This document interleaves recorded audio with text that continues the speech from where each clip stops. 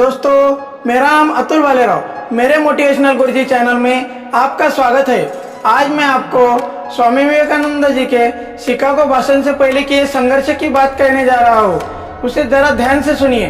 अगर अब तक आपने मेरे चैनल को सब्सक्राइब नहीं किया है तो मेरे चैनल को सब्सक्राइब ज़रूर करें ताकि मुझे मोटिवेशन मिल सके और मैं आप तक अच्छी वीडियो पहुँचा सकूँ। दोस्तों, स्वामी विवेकानंद जी के विश्व प्रसिद्ध शिकागो भाषण को तो हम सभी जानते हैं, पर वहां तक पहुंचने के लिए उन्होंने जो संघर्ष किया है उसके बारे में बहुत कम लोग जानते हैं। तो दोस्तों, आज हम उस बारे में जानेंगे। स्वामी जी को विश्व धर्म संसद में भाषण देने के लिए बुलाया नहीं गया था। मद्रास के विद्यार्थी और कुछ देसी रियासतों के राजाओं, जिनमें खेतड़ी नरेश का नाम मुख्य है, के कहने पर स्वामी जी अमेरिका जाने के लिए तैयार हो गए थे।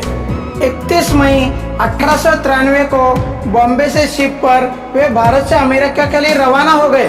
स्वामी विवेकानंद सिलोन के रास्ते होते हुए पेनांग, सिंगापुर, हांगकांग, कैंटन और नागासाकी तक गए। वहां से वह जमीन के रास्ते ओसाका, क्योटो और टोक्यो को देखकर योकोहामा तक पहुंच गए। योकोहामा से जहाज वैंकूवर के लिए रवाना हुआ और अंत में ट्रेन से वह जुलाई के अंत में शिकागो पहुंचे। शिकागो आने के कुछ दिनों बाद स्वामी जी कोलंबिया सूचना ब्यूरो में गए, जहां उनकी उम्मीदों को करारा झटका लगा जब उन्हें यह पता चला धर्म संसद सितंबर के पहले सप्ताह से शुरू होगी और किसी को भी उचित संदर्भ के बिना एक प्रतिनिधि के रूप में प्रवेश नहीं दिया जाएगा और एक प्रतिनिधि के रूप में अपना रजिस्ट्रेशन कराने का समय अब समाप्त हो चुका है। स्वामी जी के लिए यह एक प्रत्याशित झटका था। उन्हें लगा उन्होंने भारत को बहुत जल्दी छोड़ दिया था और यहाँ उन्हें यह भी पता चला कि उन्हें एक मान्यता प्राप्त संगठन के प्रतिनिधि के रूप में आना चाहिए था। फिर उनके पास जो पैसे थे वो भी धीरे धीरे खत्म हो रहे थे।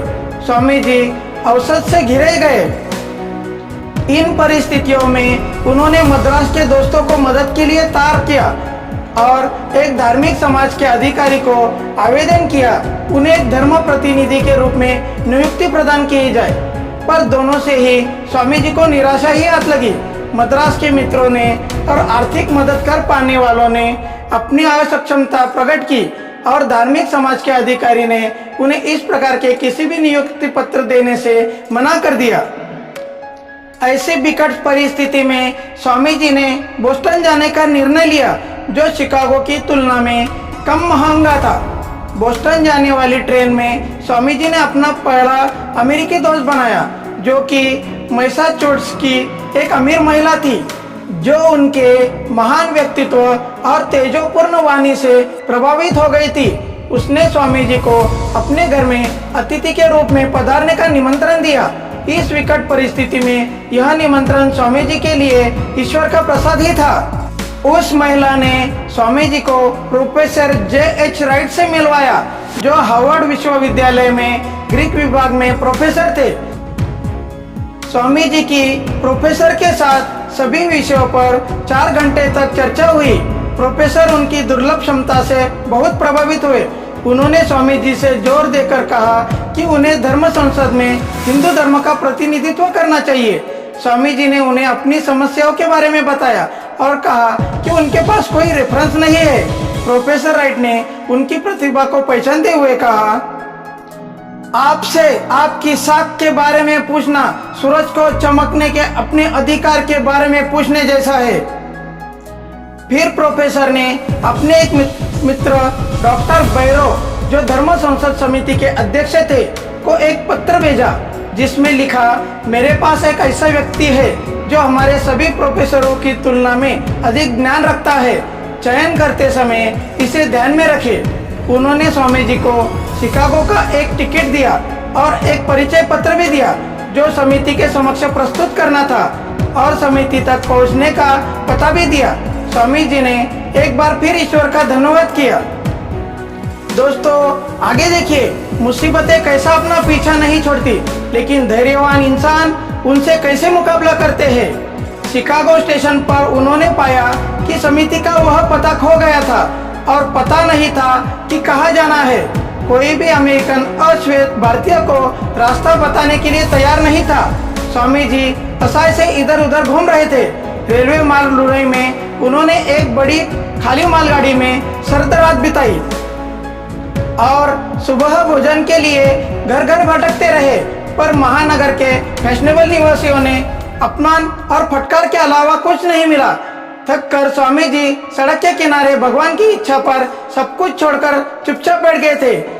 इस मोड़ पर एक अच्छे घर का दरवाजा खुला और एक महिला नीचे उतरकर बोली, सर, क्या आप धर्म संसद के प्रतिनिधि हैं? उन्होंने स्वामी जी को अपने घर बुलाया और वादा किया कि नाश्ते के बाद वह खुद उन्हें धर्म संसद के कार्यालय ले जाएंगी। इस महिला का नाम था Shrimati George W hello. Swami ji अपने उद्धारकर्ता के लिए शब्दों से परे कृतज्ञ थे। श्रीमती हेल के साथ वो धर्म संसद के अधिकारियों से मिले, जहां उन्हें खुशी खुशी एक प्रतिनिधि के रूप में स्वीकार किया गया। अब स्वामी जी अपने आप को धर्म संसद में आए 1200 प्रतिनिधियों और लाखों की भीड़ के बीच पाते हैं। पर स्वामी जी ने पहले कभी ऐसा सार्वजनिक भाषण नहीं दिया था, इसलिए वे बार बार संचालक से अपनी बारी टोलने के लिए कहते हैं। पर लंच के बाद संचालक ने अपने आप उनका नाम बोल दिया। और फिर क्या, जब स्वामी जी ने कहा sisters and brothers of America के साथ स्वामी जी ने अपना प्रसिद्ध भाषण शुरू किया और पूरा हॉल तालियों के गूंज से गूंज गया। तो दोस्तों, आपने देखा कितने कठिनाइयों का सामना करके स्वामी जी अपनी हिम्मत नहीं हारे और उनके पैर नहीं डगमगाए। इसी प्रकार हमें भी अपने कार्य पर अटल रहकर आखिर सफलता प्राप्त करने के ध्येय तक पहुंचना चाहिए। वीडियो अधिक बड़ा ना हो, इसलिए मैंने स्वामी विवेकानंद जी के विश्व प्रसिद्ध शिकागो भाषण को अलग एक वीडियो में बनाया है। आप उसे जरूर देखें। यह आई बटन में आपके लिए वीडियो की लिंक और डिस्क्रिप्शन में भी दी गई है। अगर मेरा वीडियो आपको अच्छा लगे तो लाइक करें, शेयर करें, सब्सक्राइब करें, ताकि मुझे मोटिवेशन मिल सके और मैं आप तक अच्छे वीडियो पहुंचा सकूं। धन्यवाद।